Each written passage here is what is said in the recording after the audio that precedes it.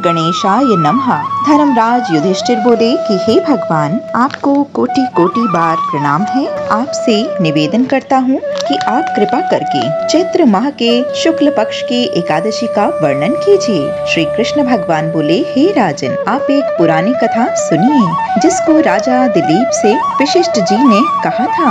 राजा दिलीप ने पूछा कि हे गुरुदेव, चैत्र माह के शुक्ल पक्ष की एकादशी का क्या नाम है? इसमें किस देवता की पूजा अर्चना होती है तथा इसकी विधि क्या है? सो कहिए। महर्षि वशिष्ठ बोले कि हे राजन, चैत्र माह के शुक्ल पक्ष की एकादशी का नाम कामदा है। यह पापों को नष्ट कर देती है और पुत्र की प्राप्ति इससे होती है। इसके व्रत से कुयोनि छूट जाती है और अंत में स्वर्ग की प्राप्ति होती है। अब मैं इसका महात्म्य कहता हूँ, ध्यान पूर्वक सुनिए। प्राचीन काल में एक भोगीपुर नामक नगर में पुंडरीक नामक एक राजा राज्य किया करता था। वहाँ अनेकों अप्सराएं, गंधर्व, किन्नर आदि वास करते थे। उसी जगह ललिता और ललित नाम के दो स्त्री पुरुष अत्यंत वैभवशाली घर में निवास करते हुए विहार किया करते थे।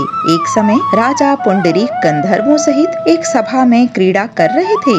उस जगह ललित गंधर्व भी उनके साथ गाना गा रहा था और उनकी प्रियतमा ललिता उसी जगह नहीं थी। इससे वह उनको याद करने के कारण अशुद्ध गाना गाने लगा। नागराज ककोटक ने राजा पुंडरीक से इनकी चुगली कर दी। इस पर राजा पुंडरीक ने ललित को शाप दे दिया कि अरे दुष्ट, तू मेरे सामने गाता हुआ भी अपनी स्त्री का स्मरण कर रहा है। इससे तू कच्चे मांस और मनुष्य को खाने वाला राक्षस होगा।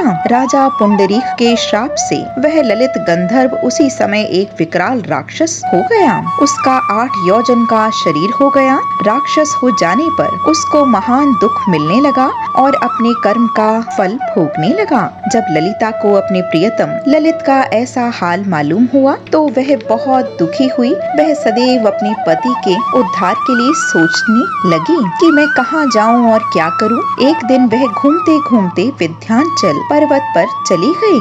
उसने उस जगह श्रृंगी ऋषि का आश्रम देखा। वह शीघ्र ही उस आश्रम के पास गई और उन ऋषि के सन्मुख जाकर विनय भाव करने लगी।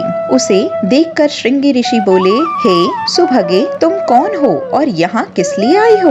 ललिता बोली, हे मुनि, मैं वीर धनवा नामक गंधर्व की कन्या ललिता हूँ। मेरे पति राजा पुंडरीक के श्राप से एक भयानक राक्षस हो गए हैं। आप उनके राक्षस योनि से छूटने का कोई श्रेष्ठ उपाय बतलाइए। तब श्रृंगी ऋषि बोले, अरे गंधर्व कन्या ललिता, अब चैत्र माह के शुक्ल पक्ष की एकादशी आने वाली है। उसका नाम कामदा एकादशी है। उसका व्रत करने से मनुष्य के समस्त पापों का नाश हो जाता है और समस्त कार्य शीघ्र ही सिद्ध हो जाते हैं। यदि तू उसके व्रत के पुण्य को अपने पति को देती है तो वह शीघ्र ही राक्षस योनि से छूट जाएगा। मुनि के वचनों को सुनकर ललिता ने आनंद पूर्वक उनका व्रत किया और द्वादशी के दिन ब्राह्मणों के सामने अपने व्रत का फल अपने पति को देने लगी और भगवान से इस तरह प्रार्थना करने लगी कि हे प्रभु, मैंने जो व्रत किया है उसके पुण्य से वह राक्षस योनि से शीघ्र ही छूट जाएं। एकादशी का फल देते ही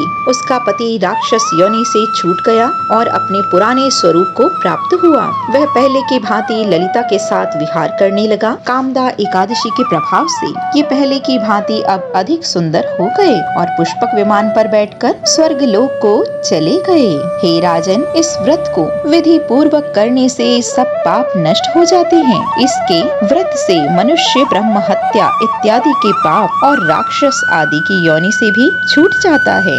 इसकी कथा व महात्म्य के श्रवण व पठन से वाजपेयी यज्ञ का फल प्राप्त होता है।